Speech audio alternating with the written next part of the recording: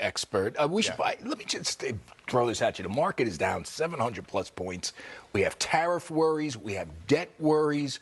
We have the 10-year acting really weird. Sometimes it's up. Sometimes it's hovering around 4.5%.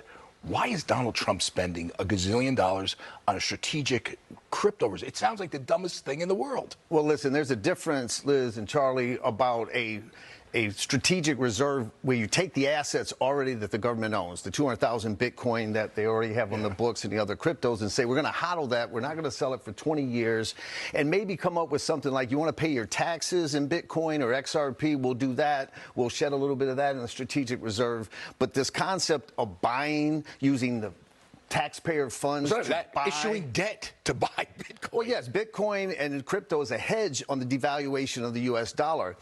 So we don't print more dollars to buy the hedge of the devaluation of the dollars. And what we need to do is focus on stablecoin legislation. Why did he go? Why did he go there with this? Listen, I think a lot of promises were made in crypto. Crypto played a big role in the 2024 election. Crypto money. Yes, absolutely. Fair Shake was so he the just single largest. So he just threw all these crypto guys a bone by saying, we're going to buy your coin and stop the decline and stop the correction. So we're just going to buy it. The federal government stepping in. And listen, I think it's fair to say that the president and his family are pro-crypto. You're talking about the Trump meme coin. You're talking about World Liberty Financial, where his sons are all involved.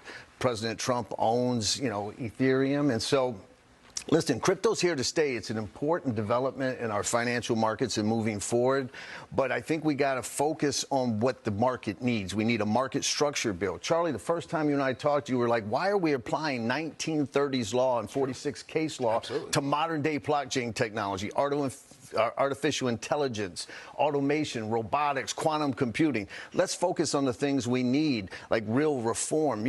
Centralized exchanges. If Coinbase goes bankrupt, you know that my money goes into Coinbase's creditors. So we need things like that.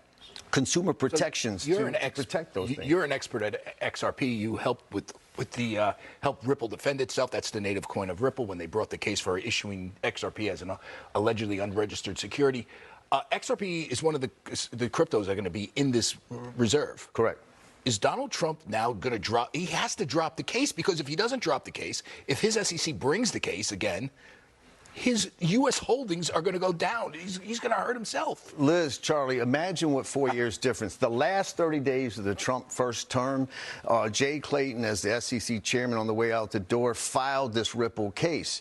4 years later, within almost 30 days of the second term of the presidency, now XRP is going to be part of the crypto reserve. Does that mean he drops it? He has to drop it. We just had a United States president stamp of approval on XRP, Cardano, Ethereum, Bitcoin. Solana. If he doesn't drop the XRP case, the American taxpayer is going to get screwed on this. Well, that's one thing. And listen, if I'm Ripple and Brad Garlinghouse, I've got the leverage now, I would say, in any negotiations in this. With Mr. Atkins, the incoming SEC chair. You would think so. It's going to be very hardcore press to say, listen, we want you to pay $125 million. Here's a thought. How about Ripple pays that $125 million fine that Judge Torres issued and start the crypto reserve in XRP? John, why is crypto selling off on a day like this? People have talked about it as sort of a hedge against who knows what, but it doesn't behave as some people believe it will. Now, a lot of people try to call it a risk-off asset, but let's be honest, it's a risk-on asset. It's the most risky asset. What was it down? It was up the other day. How much? 94,000 after this. And then it came down. Didn't it go down as much as it went up? Yes. Bitcoin has a history of going down 40%, 50%, 60%, even in these cycles. In these cycles? Yes. And so we're going to put that in a reserve.